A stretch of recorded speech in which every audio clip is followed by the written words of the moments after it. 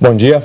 Bom dia a todos. Nós estamos entrevistando em rede estadual os dois candidatos ao governo de Minas mais bem colocados nas pesquisas eleitorais.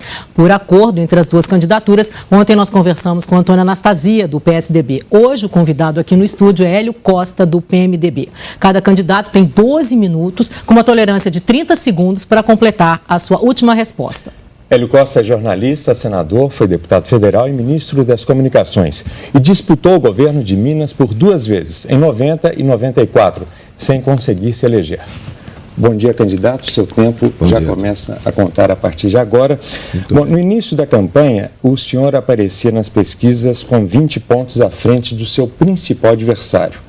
Na última pesquisa Datafolha, há empate técnico e na Ibope, divulgada ontem, o outro candidato já aparece na frente.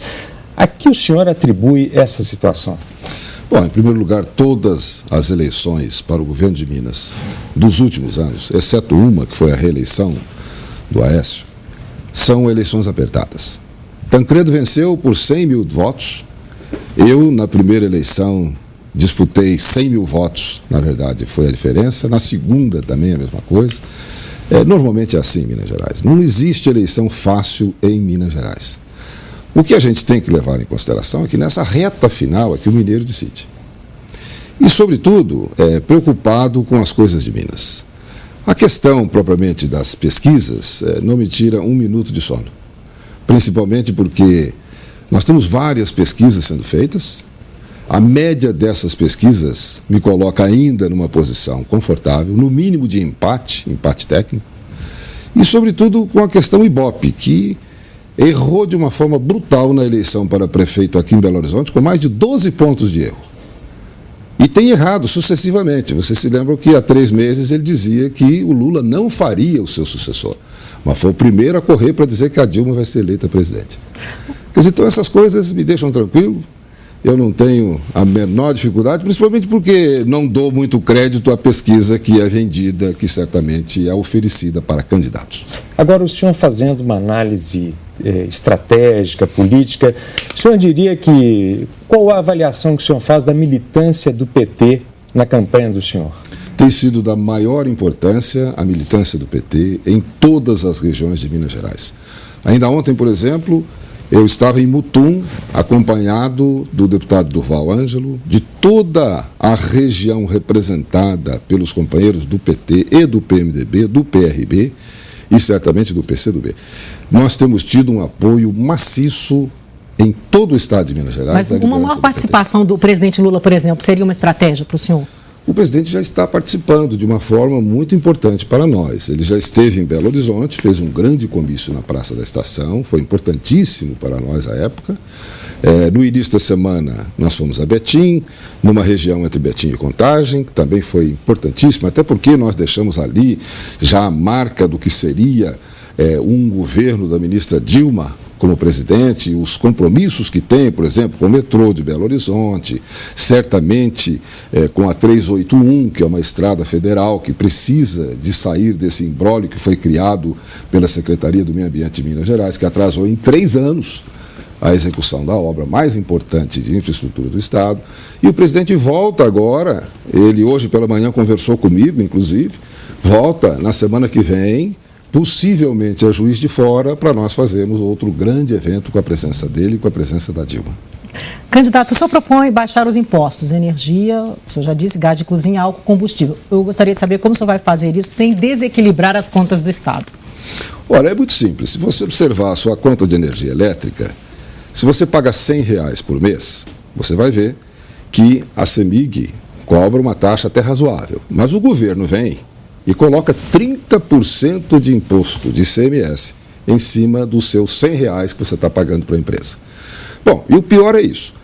Ela bota os 30% para depois cobrar 30%. Então acaba sendo uma cobrança do imposto por dentro que eleva a taxa para 42,8% de imposto.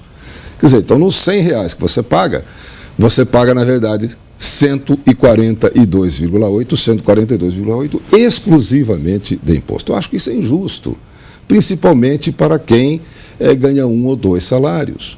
Eu acho que nós temos que rever a cobrança do imposto, pura e simplesmente rever a cobrança do imposto que é cobrado sobre a energia. No caso da água, é a taxa d'água. A taxa d'água é alta, é cara. Quando ela não é explorada pelo município, que tem um preço razoável, mas quando chega a empresa estatal, ela é cara. Muito embora o serviço seja muito bom, ela não pode ser tão alta que inviabilize a cobrança da água para as pessoas de baixa renda. Eu acho que a água é um bem que não pode ficar sujeito a uma questão. Eu vou pagar pela água boa, ou então não vou ter água.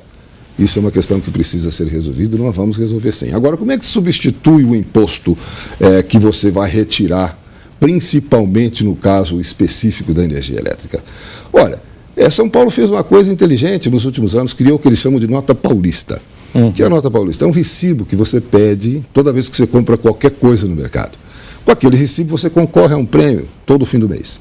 Bom, isto aí está trazendo para os cofres públicos do Estado de São Paulo cerca de 2 bilhões de reais por mês. Pergunta, por que não se fez isso em Minas Gerais? Por que nós não começamos a cobrar insistentemente uma posição firme do Congresso, dos nossos deputados e senadores, para que as mineradoras comecem a pagar imposto? Porque, lamentavelmente, não pagam um único real de imposto em Minas Gerais. Aqueles que tiram o minério de Minas, levam para ele ser beneficiado no Rio de Janeiro, levam para ser beneficiado no Espírito Santo e, principalmente, levam para ser beneficiado na China, o que é mais lamentável ainda. Então, acho que é por aí que nós vamos poder compensar, sim. O senhor fala em redução de impostos e também fala em aumentar o salário do funcionalismo público estadual. Como viabilizar essa política salarial sem ferir a lei de responsabilidade fiscal? Bom, na verdade, veja só, existe um mínimo a ser pago, principalmente ao professor, um piso nacional, que é R$ 1.312. Você não vai ferir lei nenhuma, na medida em que você vai cumprir uma obrigação que existe em todo o país. Você tem que pagar aquele mínimo ao professor. O que não pode, o que deve ser errado, que eu acho que é um injusto e quase um absurdo, é você pagar R$ 750 de salário a uma professora. É você saber que está errado e persistir no erro. Ou então você deixar de repassar para a saúde os 12% que a lei determina que você passe para a saúde. Veja só, no dia 26 de maio agora, o Ministério Público Estadual entrou com uma ação civil pública, cobrando do governo do Estado de Minas Gerais, aonde estão 3 bilhões e 400 milhões de reais que o governo disse ter repassado para a Copasa, fazer saneamento e, considerando isso, saúde. Bom, o Ministério Público pergunta à Copasa se ela recebeu esse dinheiro. A Copasa responde, ela não recebeu esse dinheiro. Em documentos, não recebemos os 3 bilhões e 400 milhões. Então, o Ministério Público pergunta ao governo do Estado, e onde é que está esse dinheiro? Por que vocês não repassaram os 3 bilhões e 400 milhões para a saúde? Porque isso é que está faltando. Aí você chega, por exemplo, no Hospital de Janaúba, não tem sequer um raio-x. Cadê o Hospital de Ibirité? O Hospital de Ibirité é uma placa, está lá anunciando até hoje. Liberamos 10 milhões de reais. Cadê? Onde é que estão os 10 milhões de reais? Tem uma placa. Cadê o Hospital de Sete Lagoas? É outra placa. O que está acontecendo? Você chega lá no Vale do Aço, o Hospital Siderurgia foi fechado. Só não foi completamente fechado, porque o prefeito, Chico Simões, foi correndo a Brasília e conseguiu salvar o hospital com recursos do governo federal. Você chega em Uberaba, o Hospital do Câncer estava fechando. Não fosse a ação enérgica e imediata do prefeito, dos vereadores, das lideranças do próprio hospital, de ir a Brasília, conseguir recursos do Ministério da Saúde. Quer dizer, isso é que é o lamentável da saúde. Enquanto isso, o governo do Estado deve 3 bilhões e 400 milhões de reais à saúde. E quem diz isso não é o Hélio Costa, candidato. Quem está dizendo isso é o Ministério Público. A própria Copasa devolve em ofício para o Ministério Público e para a Comissão de Valores Imobiliários, para a CVM, dizendo o seguinte, eu, empresa, não recebi este dinheiro. Então tem que explicar para o povo mineiro, principalmente para quem está sabendo que a saúde pública está nessa situação em Minas, o que fizeram com 3 bilhões e 400. O senhor está falando em cifras, em mudanças. Eu queria saber, o senhor pretende criar secretarias, mais secretarias da igualdade racial, sim, de assuntos das mulheres, sim, ainda outra para os municípios. A atual estrutura hoje do governo, ela não é suficiente? O senhor vai criar mais secretarias? Nós temos que acompanhar o que faz o governo federal? A minha indicação é o seguinte: quando você tem um Ministério das Cidades para cuidar dos problemas de infraestrutura das cidades do Brasil, o mais natural é que você tenha uma Secretaria das Cidades para fazer o acompanhamento dos projetos e das verbas que estão direcionadas para o Ministério das Cidades. Da mesma forma, nós temos uma Secretaria de Políticas Públicas das Mulheres, que lamentavelmente nós não temos em Minas Gerais. Será que é porque não dão valor à importância da mulher no conceito da sociedade mineira? Nós damos, nós queremos que ela esteja sempre representada por uma posição do governo de secretaria. Veja você, o jovem não tem uma secretaria em Minas Gerais. Nós temos, na realidade, uma coordenadoria do jovem que está ligada à Secretaria do Esporte. Nós queremos reorganizar essas funções porque nós valorizamos o jovem, a mulher, as cidades. Candidato, nos últimos dias nós tivemos 2 casos de famílias tomadas reféns para assaltos em empresas. É uma ação típica aí do crime organizado, né? O que o senhor pretende, como o senhor vê essa situação, o que o senhor pretende fazer se for eleito? Olha, em primeiro lugar, o que falta, principalmente nas grandes cidades, e Belo Horizonte, exemplo típico, é a presença do policial na rua. Eu confesso que quando, às 11 horas da noite, estou andando por alguma rua de Belo Horizonte, se eu estiver a pé, eu tenho medo. Se meu filho sai de casa e não volta até às 11h30 da noite, e ele tem que andar um pedaço a pé para chegar em casa, eu fico com medo, eu fico preocupado. Porque nós perdemos aquela garantia de olhar e ver um policial, de ver uma viatura passar, de ver a Polícia Civil do lado fazendo a minha proteção.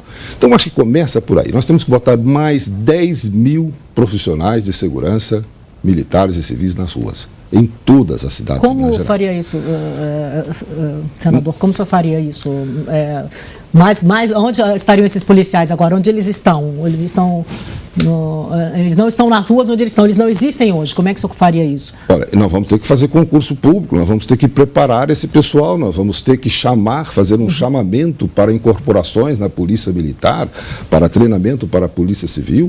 Nós vamos ter que fazer isso, porque, lamentavelmente, nós temos hoje o efetivo da Polícia Militar muito abaixo do que deveria ser e o efetivo da Polícia Civil muito abaixo também daquilo que é o mínimo minimorum necessário para você fazer a segurança pública em Minas Gerais. Agora, sobretudo, para fazer isso, você tem que fazer com salário compensador. Porque hoje está assim, o delegado de polícia em Minas Gerais, ele está deixando a profissão, mudando de profissão, porque ele não consegue manter sua família com o salário que recebe.